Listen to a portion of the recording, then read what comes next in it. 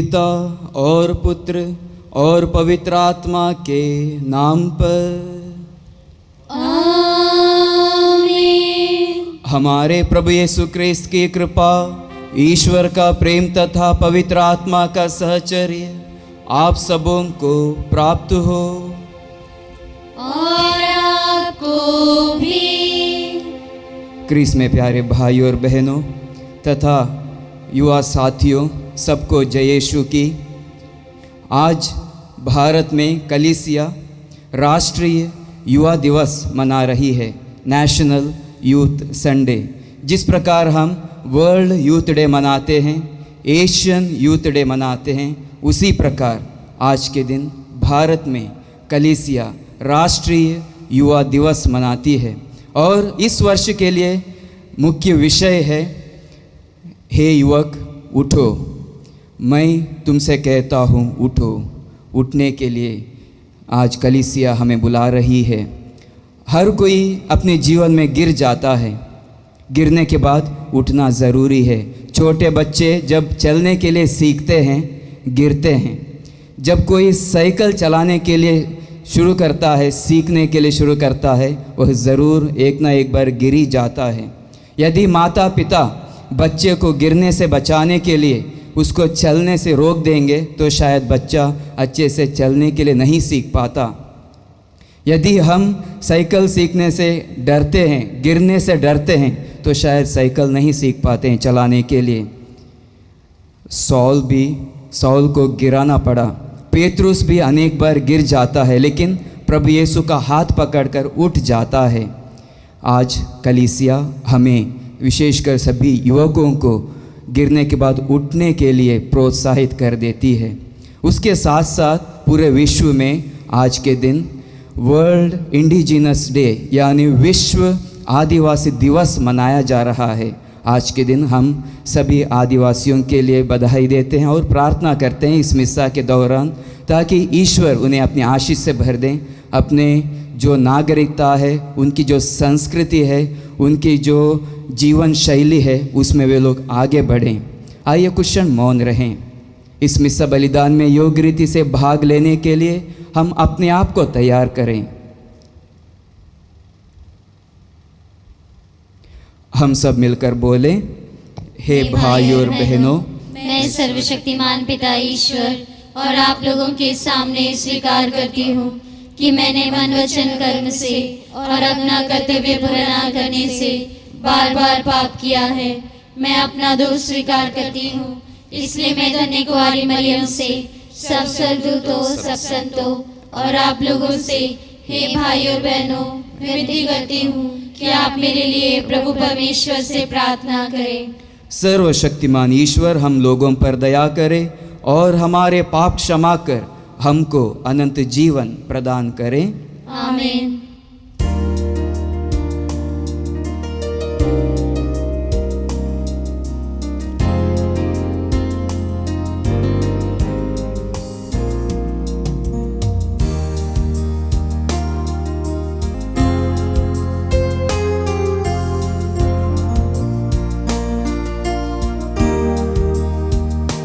प्रभु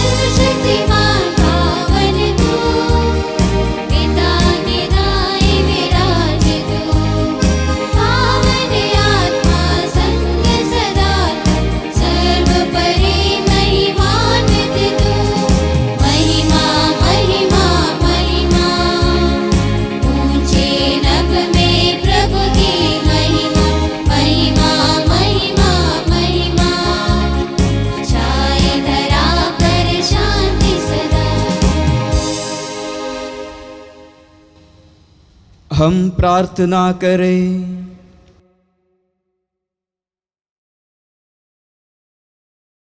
हे सर्वशक्तिमान शाश्वत ईश्वर, हम साहस के साथ प्रेम पूर्वक तुझे पिता और प्रभु कहते हैं। हमारे हृदय में पवित्र आत्मा का प्रभाव बढ़ा दे, जिससे तेरे पुत्र पुत्रियां होने का बोध हम में प्रगाढ़ होता जाए।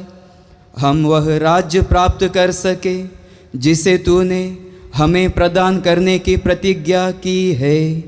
यह निवेदन सुन हमारे प्रभु और तेरे पुत्र यीशु क्रिस्त के द्वारा, जो ईश्वर होकर तेरे तथा पवित्र आत्मा के साथ युगानुयुग जीते और राज्य करते हैं।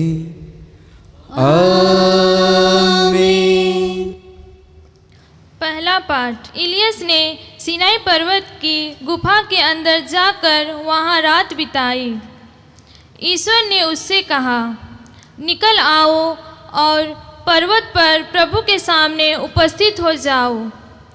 तब प्रभु उसके सामने होकर आगे बढ़ा। प्रभु के आगे आगे एक प्रचंड आंधी चली।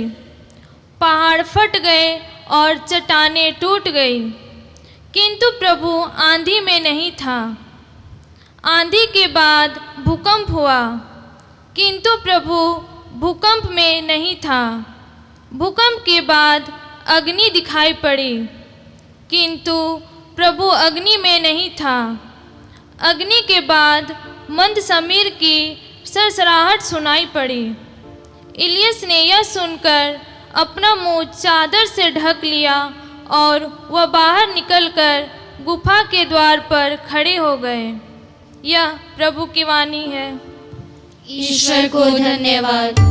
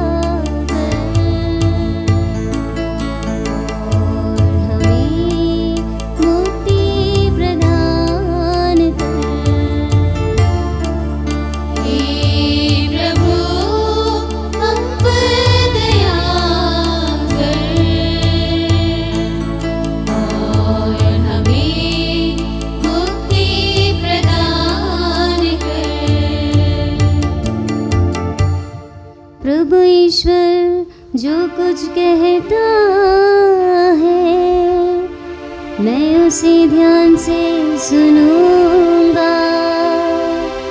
वे अपने भक्तों को मुक्ति प्रदान करेगा। उसकी महिमा हमारे देश में निवास करेगी।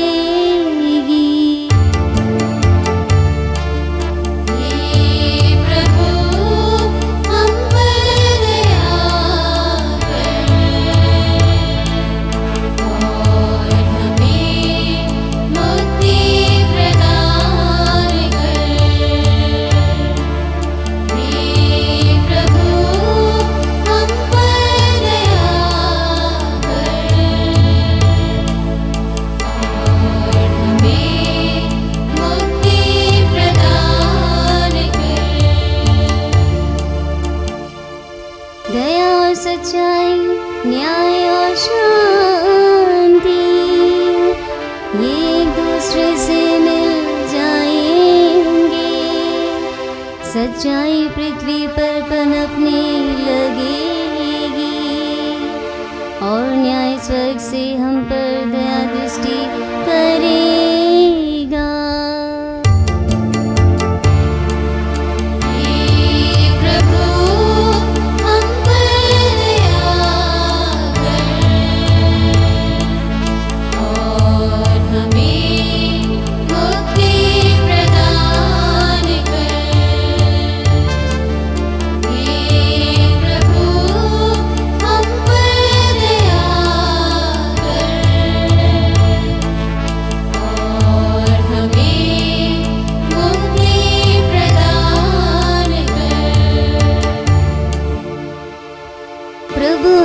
सुख शांति प्रदान करेगा और पृथ्वी फल उत्पन्न करेगी। न्याय उसके आगे आगे चलेगा और शांति उसके पीछे पीछे आती रहेगी। हे प्रभु हम पर दया कर और हमें मुक्ति प्रदान कर। हे प्रभु हम पर दया कर और हमें मुक्ति प्रदान कर। दूसरा पाठ रोमियो के नाम संत पौलुस का पत्र। मैं मसीह के नाम सच कहता हूँ और मेरा अंतःकरण पवित्र आत्मा से प्रेरित होकर मुझे विश्वास दिलाता है कि मैं झूठ नहीं बोलता। मेरे हृदय में बड़ी उदासी तथा निरंतर दुख होता है। मैं अपने रक्त संबंधी भाइयों के कल्याण के लिए मसीह से वंचित हो जाने के लिए तैयार हूँ। वे इस्राएली हैं, ईश्वर ने उन्हें गोद लिया था। उन्हें ईश्वर के सानिध्य की महिमा, विधान, संहिता, उपासना तथा प्रतिज्ञाएं मिली हैं। कुलपति उन्हीं के हैं और मसीह उन्हीं में उत्पन्न हुए हैं। मसीह सर्वश्रेष्ठ हैं तथा युगों युगों तक परम धन्य ईश्वर हैं। यह प्रभु की वाणी है। ईश्वर को धन्यवाद।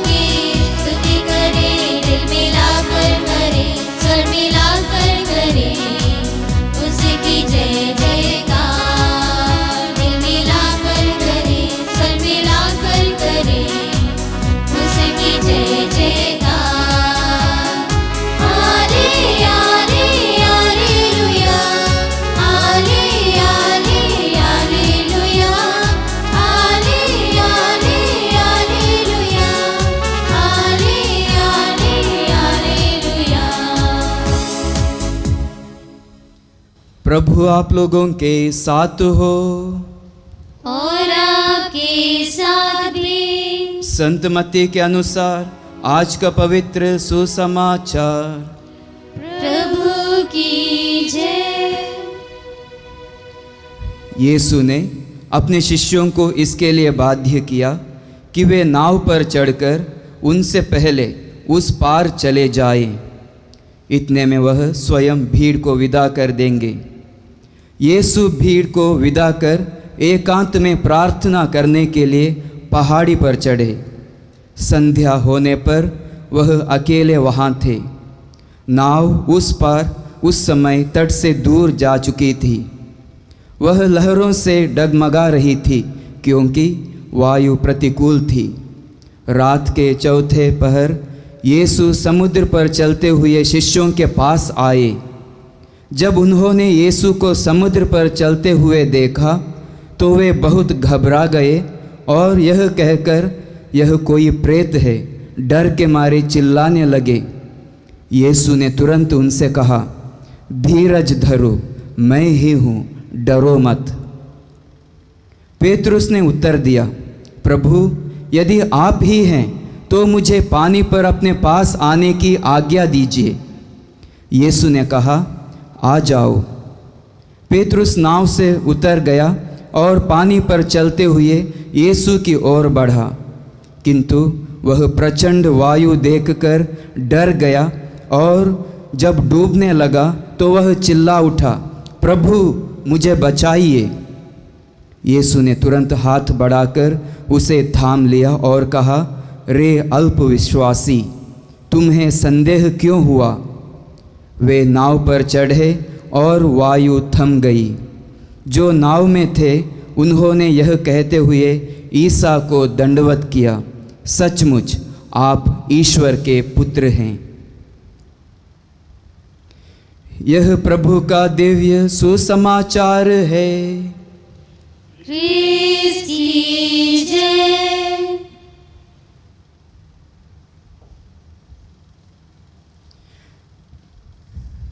क्रिस में मेरे प्यारे भाइयों बहनों और युवा साथियों, आज ईश्वर मुझसे और आप लोगों से यही कहता है कि मैं तुमसे प्यार करता हूँ, मैं तुमसे या तुम्हारे आगे आगे चलता हूँ।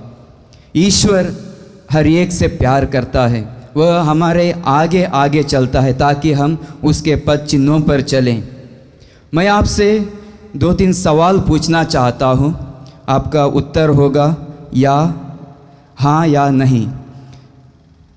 सवाल कुछ ऐसे हैं, क्या आपने कभी नुकसान का अनुभव किया है? जब आप दुख की घड़ी में रहते हैं, अपने जीवन में दुख आ जाता है, रोते हैं, तब आपके दोस्त आपके पास आते हैं और सांत्वना के शब्द कहते हैं। जब सांत्वना के शब्द आप लोग सुनते हैं, क्या आपकी आत्मा आनंदित या उत्साहित हो जाती है? जब आप बाइबल पढ़ते हैं, ईश्वर के वचन पढ़ते हैं, तब बाइबल के वचन या ईश्वर के वचन को सुनकर क्या आप आनंदित हो जाते हैं? आपको तसल्ली मिलती है? गीत गाते हैं, मिस्सा बलिदान में भाग लेते हैं, भजन गाते हैं, सुनते हैं।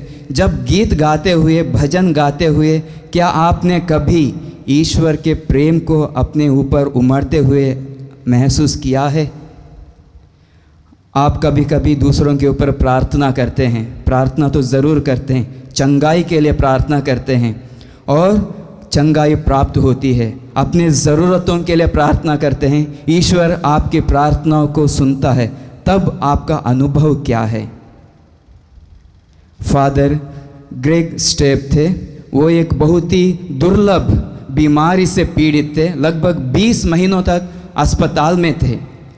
वह अस्पताल में रहकर अपने आध्यात्मिक जीवन में बढ़ोतरी पा रहे थे। प्रतिदिन मिस्सा चढ़ा रहे थे, उसके साथ साथ आराधना में अपना समय बिताते थे। एक इतवार के दिन वह अपने प्रवचन में, जो कि संत लूकस के सुसमाचार अध्याय 7 से लिया गया था उस दिन का पाठ, तो प्रवचन में विधवा और उसके पुत्र बेटे के बारे में बता रहे थे जो कि मर गया था।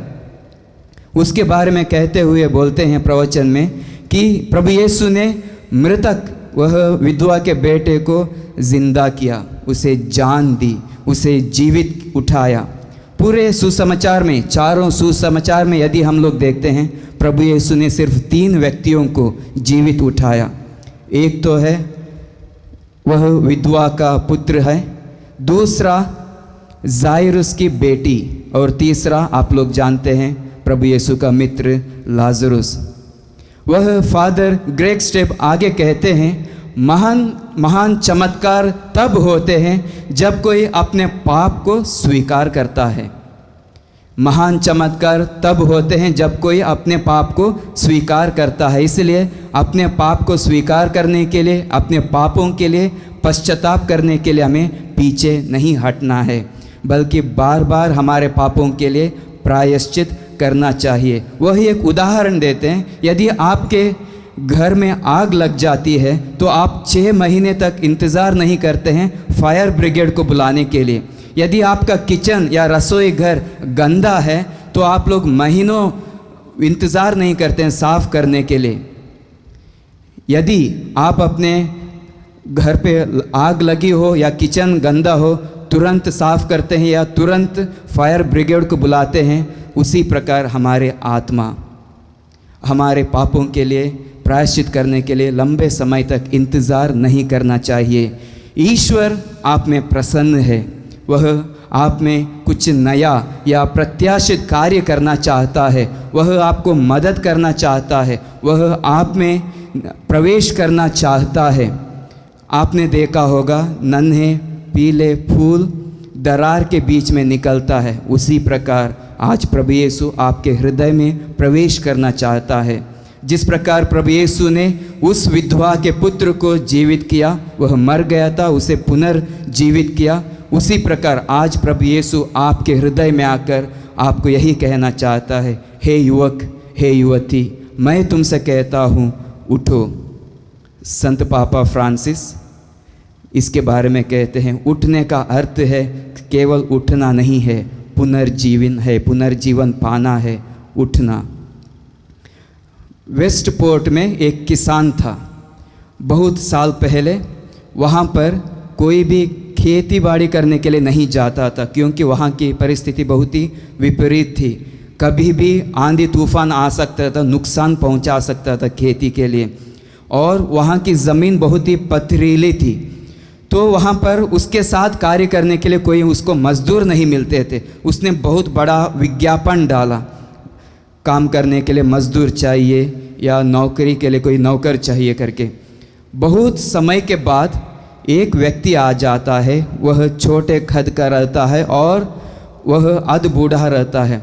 यह किसान जब उस व्यक्ति को देखता है, उसके मन में संदेह हो जाता है कि क्या यह काम कर पाएगा, क्या यह सभी चुनौतियों का सामना कर पाएगा।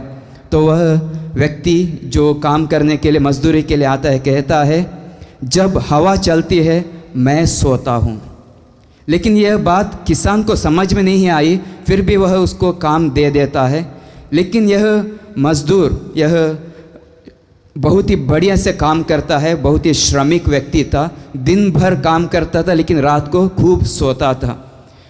यह किसान बहुत ही प्रसन्न था उसके काम से।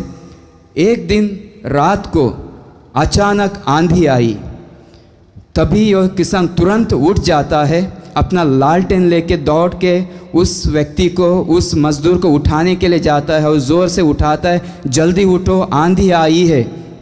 वह मजदूर इसको सुनकर कहता है, मैंने आपसे पहले ही कहा है कि जब हवा चलती है मैं सोता हूँ। वह करवट बदल कर और सोने लगा। इस व्यक्ति को गुस्सा आता है, किसान को बहुत ही गुस्सा आता है और पछताता है कि मैंने इसको गलती किया काम देकर, नौकरी देकर।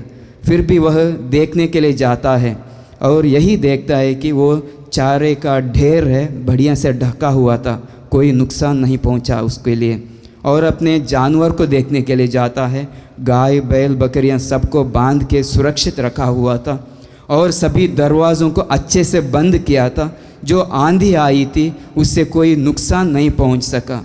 इसके बाद वह समझता है जो शब्द उसे उस व्यक्ति ने कहा था, जब हवा चलती है मैं सो जाता हूँ।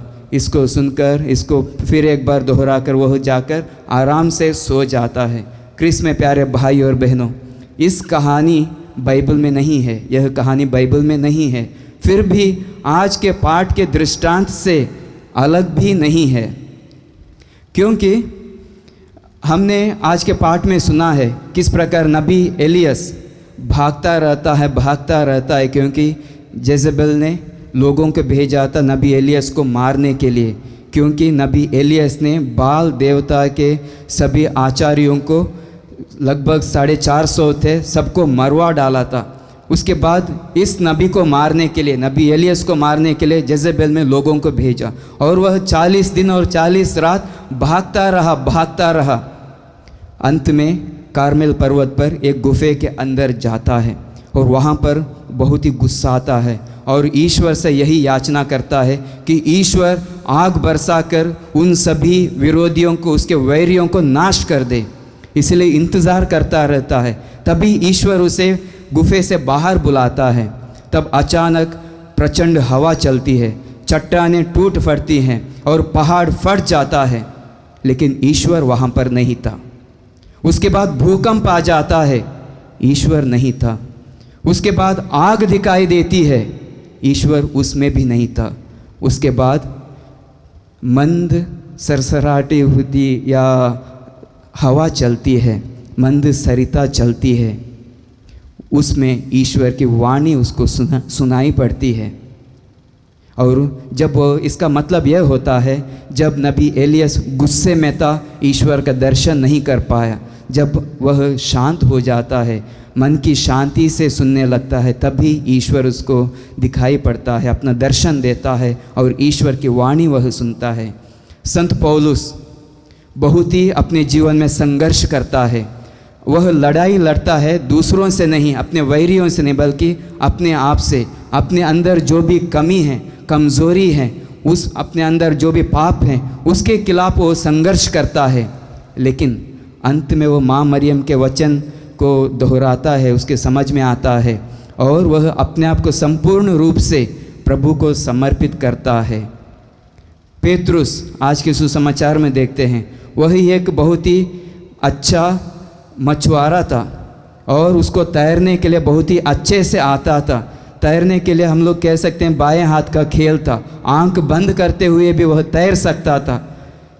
एक्चुअली आंख बंद करते हुए कोई भी तैर सकता है जिसे तैरना आता है, फिर भी पेतरुस बहुत ही अच्छे से तैरना जानता था, फिर भी वह आंधी को देखकर डूब जाता है। प्रभु यीशु पानी पर चलकर शिष्यों के पास आते हैं। पेतरुस प्रभु यीशु को देखता है और सोचता है और बहुत ही आकर्षित हो जाता है।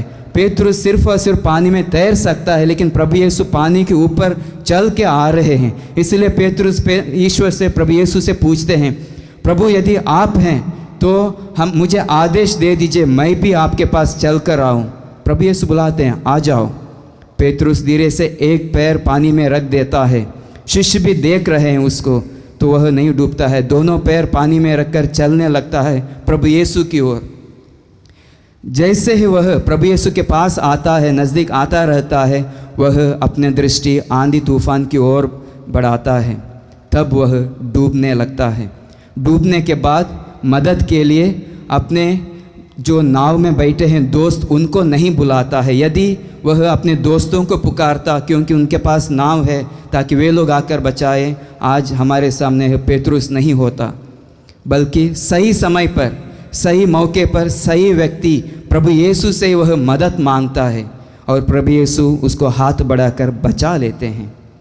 क्रिस्त में प्यारे भाई और बहनों, ईश्वर पर भरोसा रखना सीखें।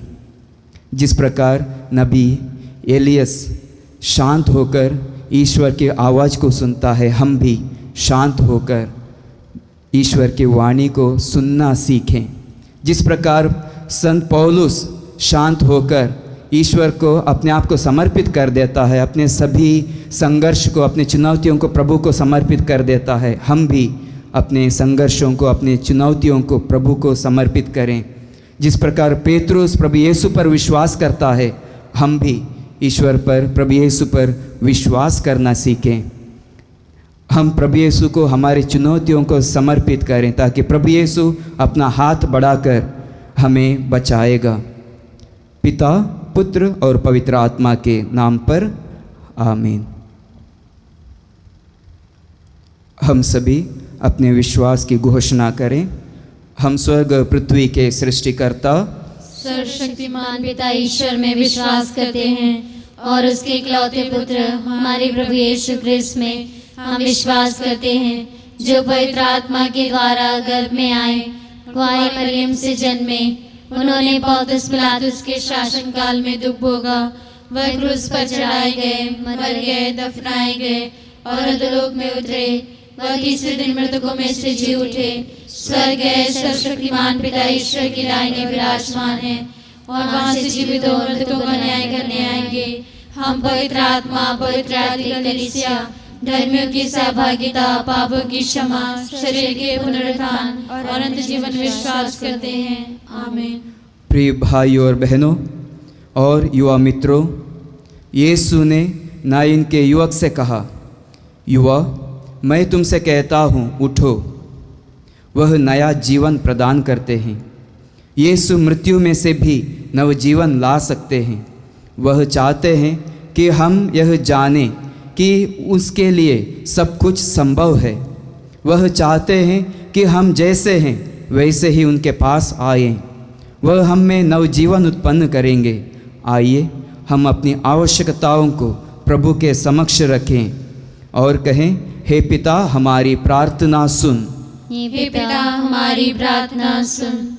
हम पवित्र कैथोलिक कलीसिया, संत पिता फ्रांसिस, हमारे धर्माध्यक्ष राफी, सभी धर्माध्यक्षों, पुरोहितों, धर्म संगी और उन सभी को जिन्हें सुसमाचार के प्रचार के लिए बुलाया गया है, प्रार्थना करें कि वे अपने जीवन और धर्म कार्य के द्वारा हमें आज के समय को पहचानने और आशा के साथ जीने में मदद कर सकें।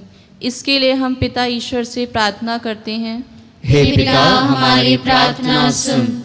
हम अपने देश के लिए प्रार्थना करते हैं, हमारे देश के नागरिक और राजनीतिक नेताओं के साथ साथ अधिकारियों के लिए कि वे धन के लालच और सभी भ्रष्ट प्रथाओं से मुक्त हो सकें तथा मानव के कल्याण और प्रगति के कार्य कर सकें। इसके लिए हम पिता ईश्वर से प्रार्थना करते हैं। हे पिता हमारी प्रार्थना सुन। हम सम्मिलित हुए सभी युवाओं के लिए प्रार्थना करें कि हम मसीह में नव जीवन का अनुभव कर सकें और यह समझ सकें कि प्रभु वास्तव में मृतकों में से जी उठे और जीवित हैं। हम समस्त युवाओं के लिए प्रार्थना करें कि परमेश्वर उन्हें उनकी सेवा अर्थात कलीसिया, पुरोहिताई, उपयाजक या पवित्र जीवन को समझने का उपहार और साहस दे ताकि वे अपनी बुलाहट के अनुरूप चल सकें। इसके लिए हम पिता ईश्वर से प्रार्थना करें। हे पिता हमारी प्रार्थना सुन। हम प्रार्थना करें राष्ट्रीय युवा दिवस के अवसर पर हम प्रभु का अनुभव कर सकें जो हमें निरंतर बुलाते हैं और उन युवाओं के लिए साक्षी बन सके जो ईश्वर को अब तक नहीं जानते हैं। इसके लिए हम पिता ईश्वर से प्रार्थना करते हैं। हे पिता हमारी प्रार्थना सुन। हम उन सभी लोगों के लिए प्रार्थना करें जो कोविड-19 महामारी से पीड़ित हैं, विशेष रूप से उनके लिए जो अस्पताल में भर्ती हैं। हम ईश्वर से प्रार्थना करते हैं कि हमारा परिवार और हमारा समुदाय इस खतरनाक महामारी से बचे रहें। इसके लिए हम पिता ईश्वर से प्रार्थना करते हैं। हे पिता हमारी प्रार्थना सुन।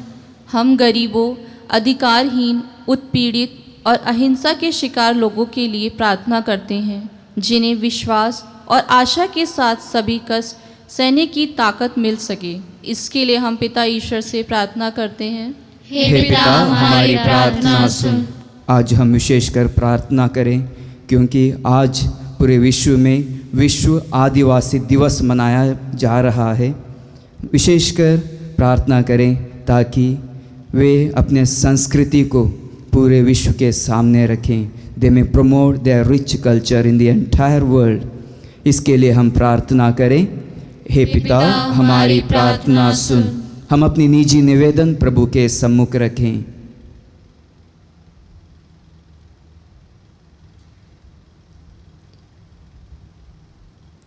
हमारी याचिकाओं को स्वीकार कर ताकि हम वर्तमान जीवन की चुनौतियों का सामना कर सकें। हम यह प्रार्थना करते हैं हमारे प्रभु क्रिस्त के द्वारा। आमीन।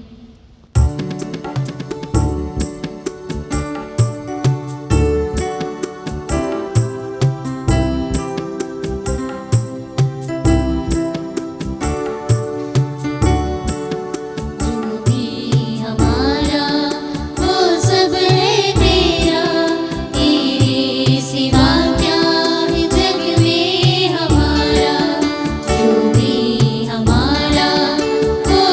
है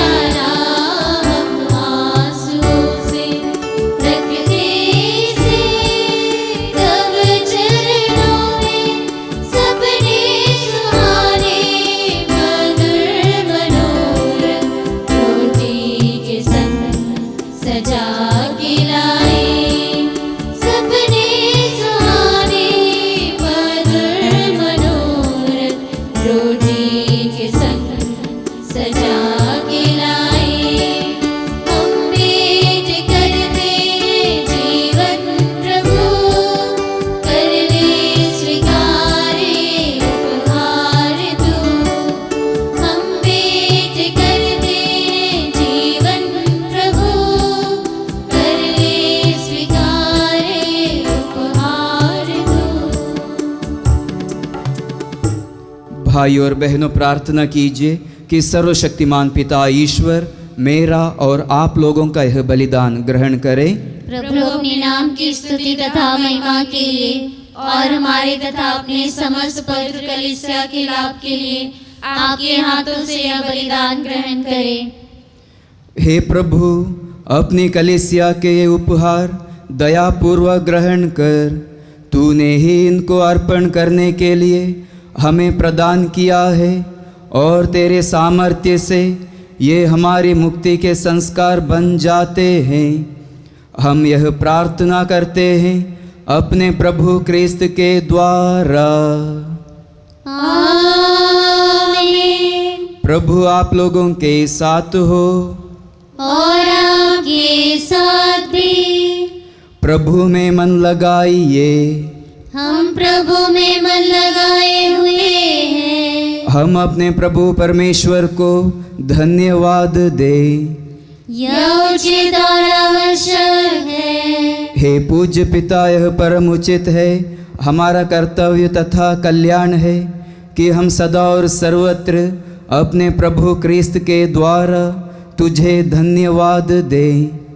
इन्होंने मानव जन्म लेकर पापी मनुष्य का नवनिर्माण किया, अपने दुख भोग से हमारे पाप मिटा दिए, अपने पुनरुत्थान से हमें अनंत जीवन में प्रवेश करने की कृपा दी, और अपने स्वर्गारोहण से हमारे लिए स्वर्ग के द्वार खोल दिए।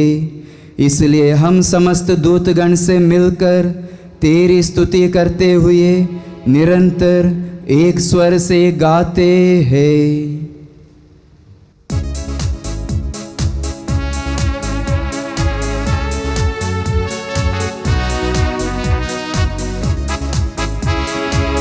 पावन पावन पावन तेरा नाम, तुझे सारा जहां। पावन पावन पावन तेरा नाम, तुझे सारा जहां। होसाना होसाना होसाना होसाना होसाना होसाना होसाना होसाना। तेरी महिमा गरिमा से गूंजत है सर्वोच्च गगन। तेरी महिमा गरिमा से गूंजत है सर्वोच्च गगन। परमेश्वर का जय जयकार, जय जयकार, जय जयकार। होसाना होसाना होसाना होसाना होसाना होसाना होसाना होसाना। जो प्रभु यीशु नाम पर आते, धन्य धन्य वे सब हर्षाते।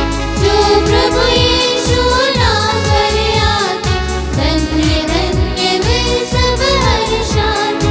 परमेश्वर का जय जयकार, जय जयकार, जय जयकार। होसाना होसाना होसाना होसाना होसाना होसाना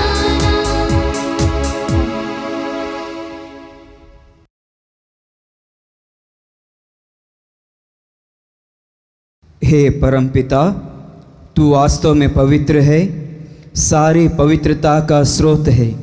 हम तुझसे निवेदन करते हैं, तू यह उपहार अपनी आत्मा के संस्पर्श से पवित्र कर दे कि यह हमारे प्रभु यीशु क्रिस्त का शरीर तथा रक्त बन जाए। जिस रात को यीशु स्वेच्छा से मृत्यु के लिए सौंपे गए, उन्होंने रोटी ली, तुझे धन्यवाद दिया और रोटी तोड़कर उसे अपने शिष्यों को देते हुए कहा, तुम सब इसे लो और खाओ, यह मेरा शरीर है जो तुम्हारे लिए बलि चढ़ाया जाएगा।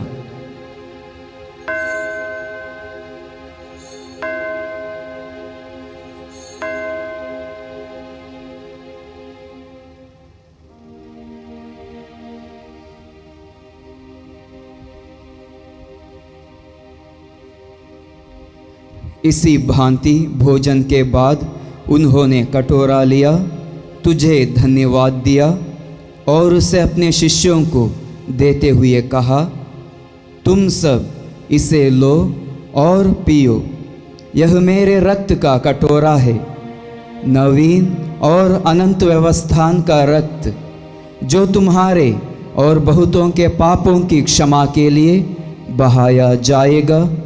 तुम मेरी स्मृति में यह किया करो।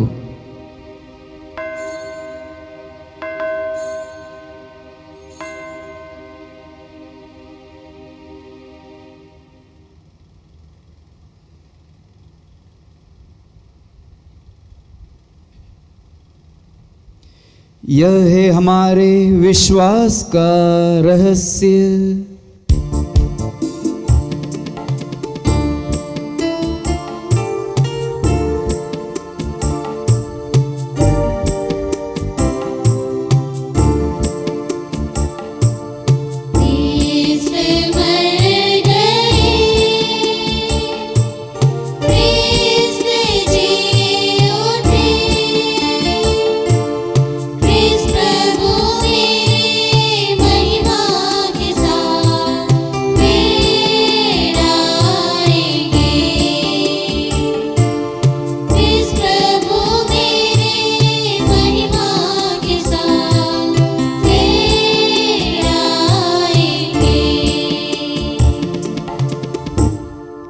हे परमपिता, यह आज्ञा मानकर हम अपने प्रभु की मृत्यु और पुनरुत्थान की स्मृति में तुझे जीवन की रोटी और मुक्ति का कटोरा चढ़ाते हैं। हम तुझे धन्यवाद देते हैं कि तूने हमें अपने सम्मुख उपस्थित होने और अपनी सेवा करने का सौभाग्य प्रदान किया है। हमारा नम्र निवेदन है कि हम सब जो ख्रीस्त का शरीर तथा रक्त ग्रहण करते हैं, पवित्र आत्मा के द्वारा एकता के सूत्र में बंधे रहें। प्रभुवर हमारे संत पिता फ्रांसिस, हमारे धर्माध्यक्ष राफी मंजली और सभी याजकों के साथ विश्व भर में फैली अपनी कलीसिया की सुधि ले तथा इसे प्रेम में सिद्ध बना दे। हे प्रभु, हमारे उन भाई बहनों की भी सुधि ले जो पुनरुत्थान की आशा में परलोक सिधार चुके हैं।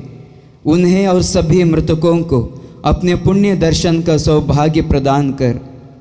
हम सब पर दया दृष्टि डाल कि हम भी अनंत जीवन के सहभागी बने और ईश्वर की माता धन्य कुंवारी मरियम, उनके वर संत योसेफ, प्रेरित गण और सब संतों के साथ जो युग युग में तेरे विश्वस्त सेवक सेविकाएं बने रहें, तेरा स्तुति गान कर सके, तेरे पुत्र यीशु ख्रीस्त के द्वारा।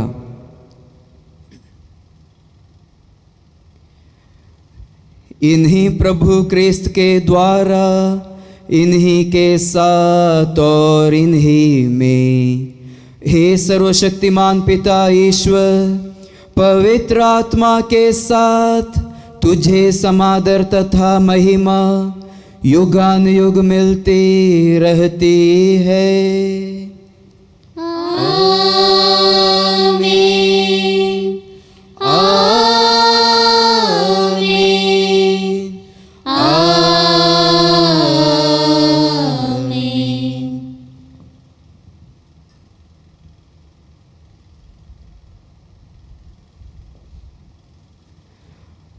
हम सब मिलकर पिता ईश्वर से प्रार्थना करें जैसे प्रभु यीशु ने हमें सिखाया है। हे हमारे पिता जो स्वर्ग में है, तेरा नाम पवित्र किया जावे, तेरा राज्य आवे, तेरी इच्छा जैसे स्वर्ग में है वैसे इस पृथ्वी पर भी पूरी हो। हमारा प्रतिदिन का आहार आज हमें दे, और हमारे अपराध हमें क्षमा कर, जैसे हम भी अपने अपराधियों को क्षमा करते हैं, और हमें परीक्षा में ना डाल, परंतु बुराई से बचा। हे प्रभु, हम तुझसे प्रार्थना करते हैं, सभी बुराइयों से हमें बचा और इस जीवन में हमें कृपा पूर्वक शांति प्रदान कर।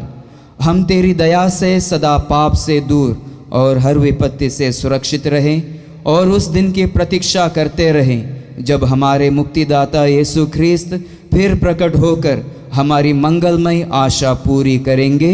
क्योंकि तेरा राज्य, तेरा सामर्थ्य और तेरी महिमा अनंत काल तक बनी रहती है। हे प्रभु यीशु ख्रिस्त, तूने अपने प्रेरितों से कहा है, मैं तुम्हारे लिए शांति छोड़ जाता हूँ, अपनी शांति तुम्हें प्रदान करता हूँ। तू हमारे पापों पर नहीं, अपनी कलीसिया के विश्वास पर दृष्टि डाल और उसे शांति तथा एकता प्रदान कर। तू युगानुयुग जीता और राज्य करता है। आमीन। प्रभु की शांति सदा आप लोगों के साथ हो, और आपके साथ भी। हम परस्पर शांति अभिवादन करें।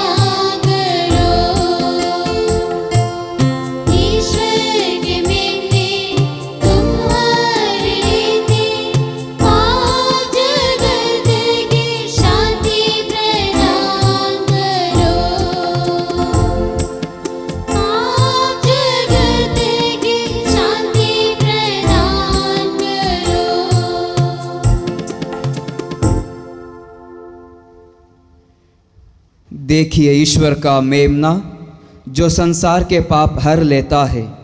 धन्य है वे जो प्रभु के भोज में बुलाए जाते हैं। हे प्रभु, मैं इस योग्य नहीं हूँ कि आप मेरे यहाँ आए, किंतु एक ही शब्द कह दीजिए और मेरी आत्मा चंगी हो जाएगी। हे मेरे प्रभु यीशु, मैं सारे हृदय से विश्वास करता हूँ कि आप पवित्र यूकरिस्ती संस्कार में उपस्थित हैं। हे प्रभु, मैं सभी चीज़ों से बढ़कर तुझे प्रेम करता हूँ और मेरी यही अभिलाषा है कि आप मेरे आत्मा में आकर बस जाएं, क्योंकि हे प्रभु, मैं तुझे आज ग्रहण करने में असमर्थ हूँ। हे प्रभु, आध्यात्मिक रूप से आकर मेरे हृदय में समा जाइए। हे यीशु, मैं आज तुझ में एक होना चाहता हूँ और तुझ में समा जाना चाहता हूँ। हे प्रभु, यह कभी ना होने पाए कि मैं तुमसे कभी अलग हो जाऊँ। आमीन।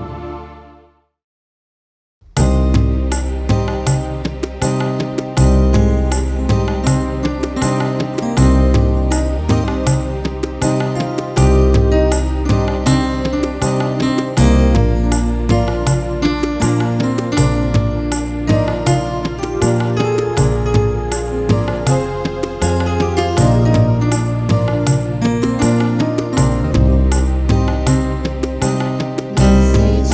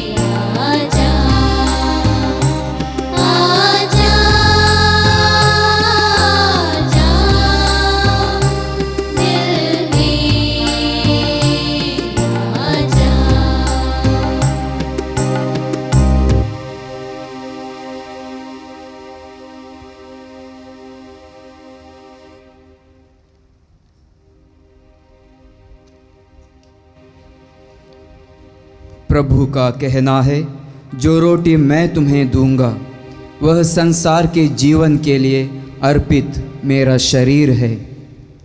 हम प्रार्थना करें। हे प्रभु, जो संस्कार हमने ग्रहण किया है वह हमारी मुक्ति करे और हमें तेरे सत्य की ज्योति से सुदृढ़ करे। हम यह प्रार्थना करते हैं हमारे प्रभु क्रिस्त के द्वारा। आमीन। प्रभु आप लोगों के साथ हो और आपके साथ भी। सर्वशक्तिमान ईश्वर पिता और पुत्र और पवित्र आत्मा आप लोगों को आशीर्वाद प्रदान करे। आमीन। आप लोग विदा लें। क्रिस्त के प्रेम में जीवन बिताए। ईश्वर को धन्यवाद।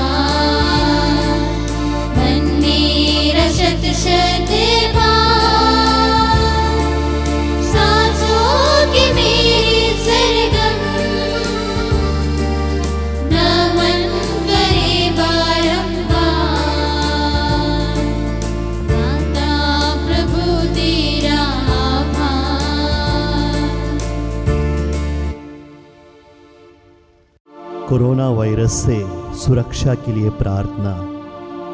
हे सर्वशक्तिमान दयालु ईश्वर, तू जो समस्त सृष्टि के प्रति अपना प्रेम प्रकट करता है, हमारी प्रार्थनाओं को जो हम संसार भर में कोरोना वायरस से पीड़ित लोगों के लिए कर रहे हैं, कृपा पूर्वक सुन ले। हम आपके सम्मुख आकर इस प्रकोप के त्वरित नियंत्रण के लिए, बाधित लोगों की चंगाई के लिए व पीड़ितों के परिवारों के लिए निवेदन करते हैं। हम उन तमाम चिकित्सकों व वैज्ञानिकों के लिए प्रार्थना करते हैं जो इस रोग के उन्मूलन के लिए औषधि की खोज में लगे हैं, जिससे अति शीघ्र ही उचित दवा की खोज हो सके। हम याचना करते हैं सरकार व स्वास्थ्य अधिकारियों के लिए, जिससे कि वे लोगों की भलाई के लिए समय पर उपयुक्त कदम उठा सकें। यह प्रार्थना हम करते हैं अपने प्रभु क्रिस्त के द्वारा। आमीन।